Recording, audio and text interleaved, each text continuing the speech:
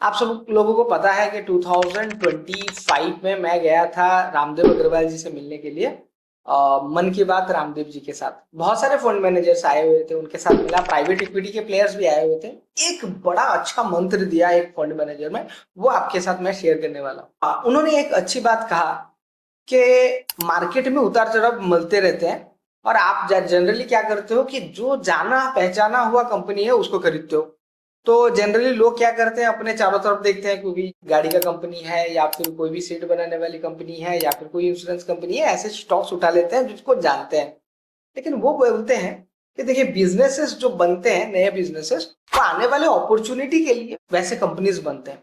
तो इनका जब आईपीओ आता है तो लोग बहुत ही हाइप के साथ उस आईपीओ को अप्लाई करते हैं और ओवर सब्सक्रिप्शन होता है।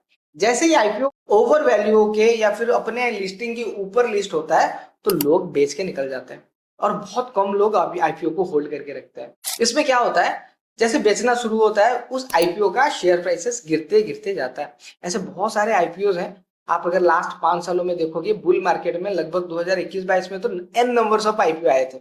अभी भी फिलहाल जो भी आईपीओ आ रहे हैं, आने वाले समय के हिसाब से ही वो बिजनेसेस बने हैं, मतलब टेक्नोलॉजी वाइज, लोगों का कंजप्शन के हिसाब से, और ऑलरेडी एवोल्यूट होके वो कंपनीज आए हुए हैं।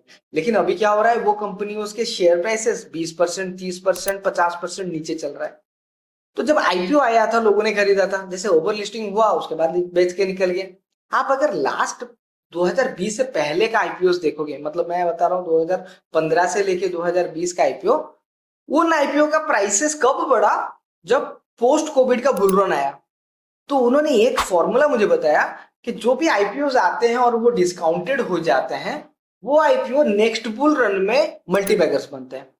मैंने कहा हाँ, ऐसा हो सकता है। हाँ देखिए आप लोग, मैंने चेक किया तो 2010 से लेके 2015 के बीच में ज्यादातर केमिकल कंपनीज आए थे और कुछ मैन्युफैक्चरिंग कंपनीज आए थे।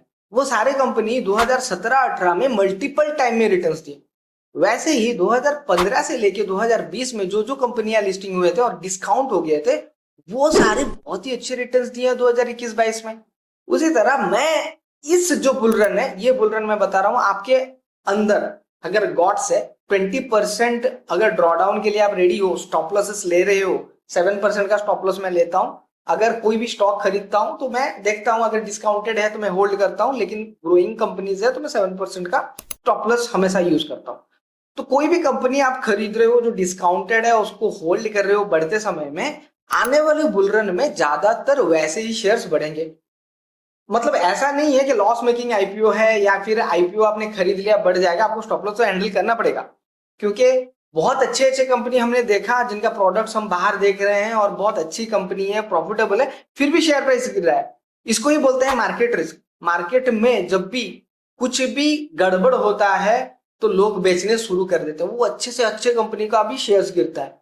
तो उस चीज को, आपको ड्रॉडाउन को तो आपको मेंटेन करना पड़ेगा। आपको काटना है, होल्ड करना है, ये तो आपकी जिम्मेदारी है, मैं तो काट देता हूं। लेकिन सिंपल सी बात है, जो आईपीओ अगर ऐसा हुआ है साइक्लिक बार बार कि मल्टीबैगर्स बनते हैं, तो हमें स्क्रीनर्स की जरूरत क्या है। हम सिर्फ सिंपली सर्च करेंगे 5 साल में क्या क्या आईपीओ आए थे, उनका बिजनेस स्टाइल क्या है, उनका प्रोडक्ट्स क्या है और प्रॉफिटेबल है या नहीं, और शेयर प्राइसेस डाउन है तो इसका मतलब अंडर वैल्यू है। वैल्यूएशन भी हम बताते हैं, फाइनेंशियल स्टडीज भी हम बताते हैं अपने हमारे कोर्सेज में।